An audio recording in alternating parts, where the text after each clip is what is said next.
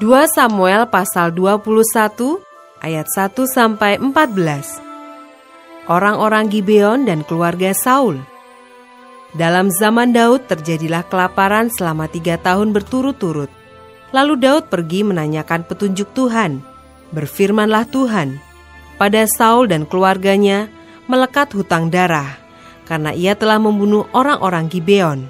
Lalu raja memanggil orang-orang Gibeon dan berkata kepada mereka, orang-orang Gibeon itu tidak termasuk orang Israel, tetapi termasuk sisa-sisa orang Amori, dan walaupun orang Israel telah bersumpah kepada mereka, Saul berikhtiar membasmi mereka dalam kegiatannya untuk kepentingan orang Israel dan Yehuda. Daud berkata kepada orang-orang Gibeon itu, apakah yang dapat kuperbuat bagimu, dan dengan apakah dapat kuadakan penebusan, supaya kamu memberkati milik pusaka Tuhan? Lalu berkatalah orang-orang Gibeon itu kepadanya, bukanlah perkara emas dan perak urusan kami dengan Saul serta keluarganya. Juga bukanlah urusan kami untuk membunuh seseorang di antara orang Israel. Tetapi kata Daud, apakah yang kamu kehendaki akan kuperbuat bagimu?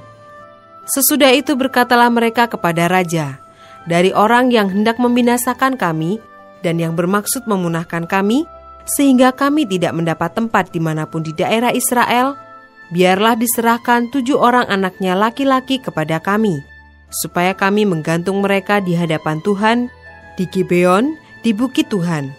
Lalu berkatalah raja, aku akan menyerahkan mereka. Tetapi raja merasa sayang kepada Mephiboset bin Yonatan bin Saul, karena sumpah demi Tuhan ada di antara mereka, di antara Daud dan Yonatan bin Saul. Lalu raja mengambil kedua anak laki-laki Rispa binti Aya, yang dilahirkannya bagi Saul, yakni Armoni dan Mephiboset, dan kelima anak laki-laki Merab binti Saul, yang dilahirkannya bagi Adriel bin Barsilai, orang Mehola itu. Kemudian diserahkannyalah mereka ke dalam tangan orang-orang Gibeon itu. Orang-orang ini menggantung mereka di atas bukit di hadapan Tuhan. 7 orang itu tewas bersama-sama. Mereka telah dihukum mati pada awal musim menuai, pada permulaan musim menuai jelai. Lalu Rispa binti Aya mengambil kain karung dan membentangkannya bagi dirinya di atas gunung batu. Dari permulaan musim menuai sampai tercurah air dari langit ke atas mayat mereka. Ia tidak membiarkan burung-burung di udara mendatangi mayat mereka pada siang hari, ataupun binatang-binatang di hutan pada malam hari. Ketika diberitahukan kepada Daud apa yang diperbuat Rispa binti Aya, gundik Saul itu, maka pergilah Daud mengambil tulang-tulang Saul dan tulang-tulang Yonatan anaknya dari warga-warga kota Yabes Gilead, yang telah mencuri tulang-tulang itu dari tanah lapang di Betsan, tempat orang Filistin menggantung mereka, ketika orang Filistin memukul Saul kalah di Gilboa. Ia membawa dari sana tulang-tulang Saul dan tulang-tulang Yonatan anaknya. Dikumpulkanlah juga tulang-tulang orang-orang yang digantung tadi, lalu dikuburkan bersama-sama tulang-tulang Saul dan Yonatan anaknya di tanah Benyamin, di Sela, di dalam kubur Kis ayahnya. Orang melakukan segala sesuatu yang diperintahkan raja, maka sesudah itu Allah mengabulkan doa untuk negeri itu.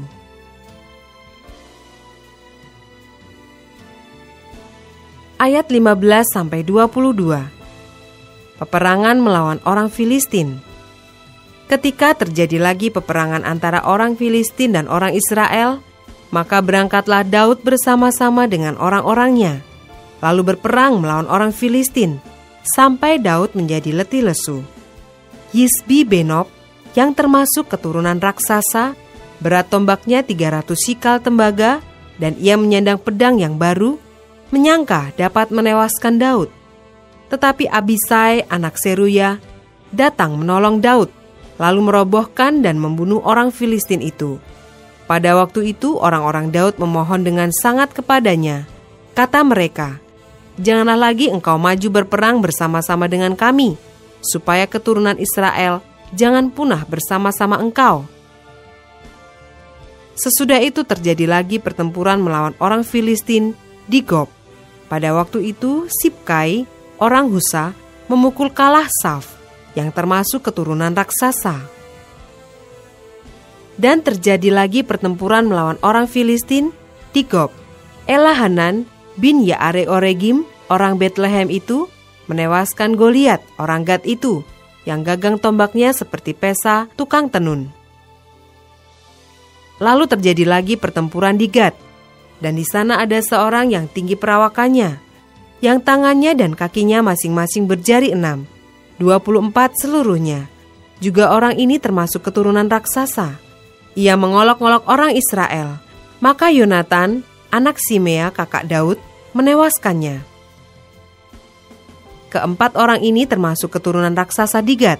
Mereka tewas oleh tangan Daud dan oleh tangan orang-orangnya.